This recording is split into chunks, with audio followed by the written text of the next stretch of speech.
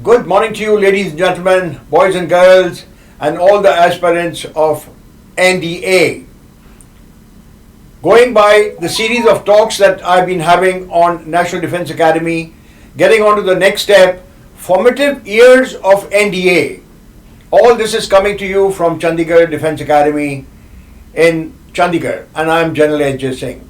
The nomenclature of the Academy evolved through many changes in quick succession.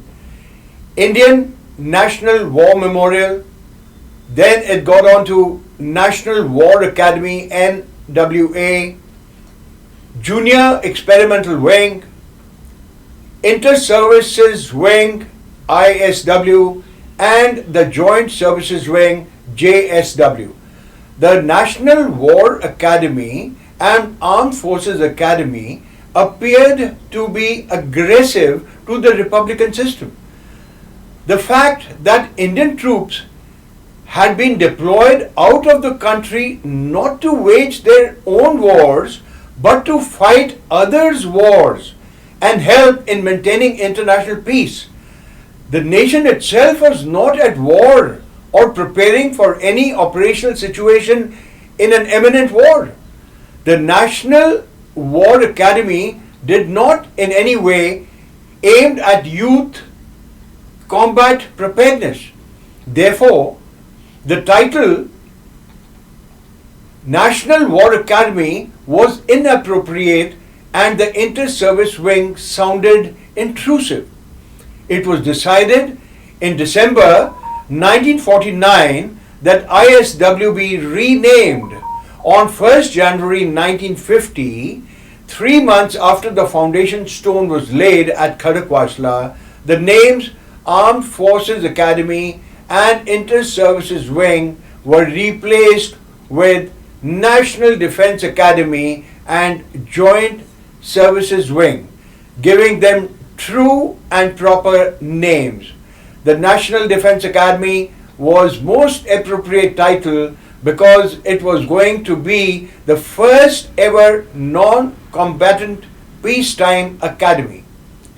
The aim of training at ISW or JSW, Inter-Services Wing, the aim of the training at ISW precursor to NDA is set by the Chiefs of Staff Committee, and that was to ensure that each cadet shall acquire the mental, moral and physical attributes essential to the progressive and continued development in an officer of the fighting service.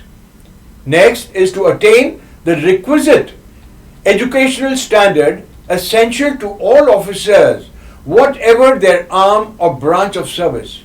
Next was to obtain basic service training and gain military knowledge essential to all officers to assist them developing their character, initiative, self-confidence, and above all, the qualities of leadership.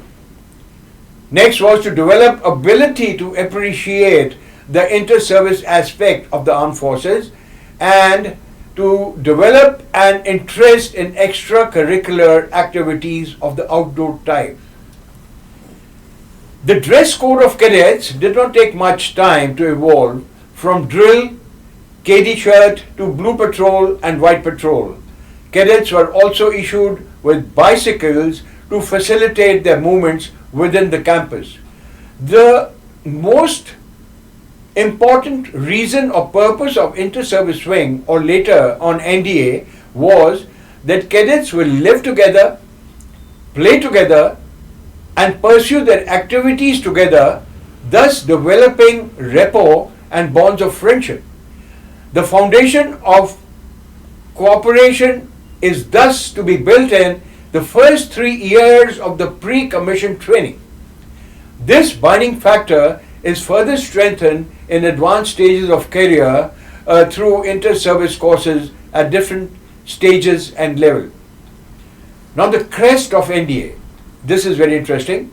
In the final NDA crest, the 3 services symbols fixed on the semicircular end of the anchor and joined on the hilts of the swords are mounted on top by the Ashoka Capitol, the pride of bringing in the service of the motherland.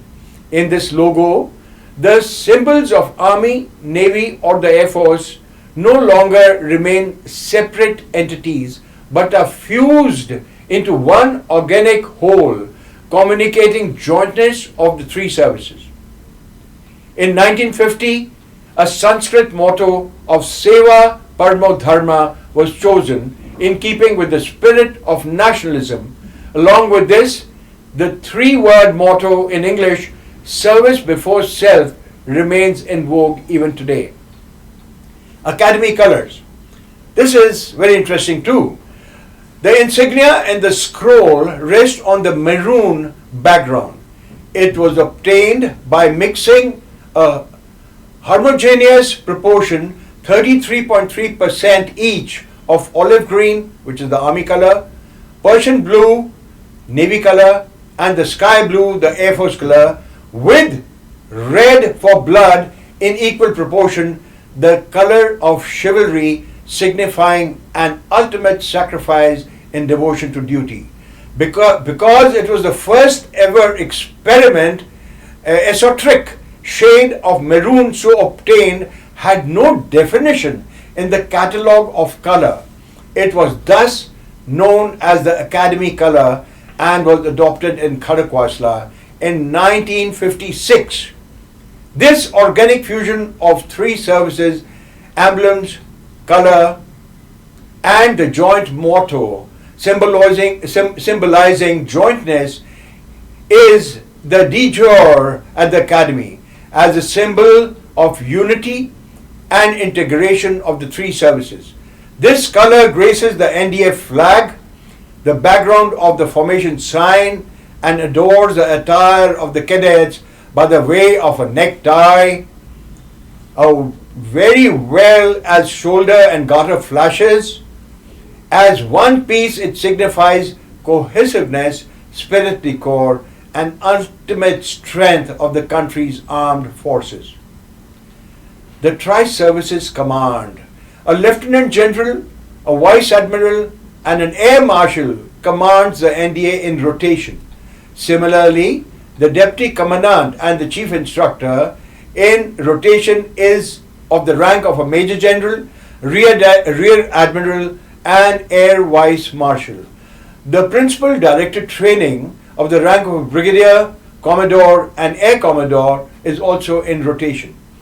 The philosophy of training of the Academy, apart from specific to service training in the three wings, common, foundation, and joint training imparted at the joint training team remains indivisible. The very fact that the cadets live together, study together, play together, win or lose together, work together, break bread together, ensures that the future officers of three services are on the friendliest terms. The philosophy of entire training of NDA is to instill inter-service cohesion at the formative stages that would bring the biggest strength in joint operations in the battlefield.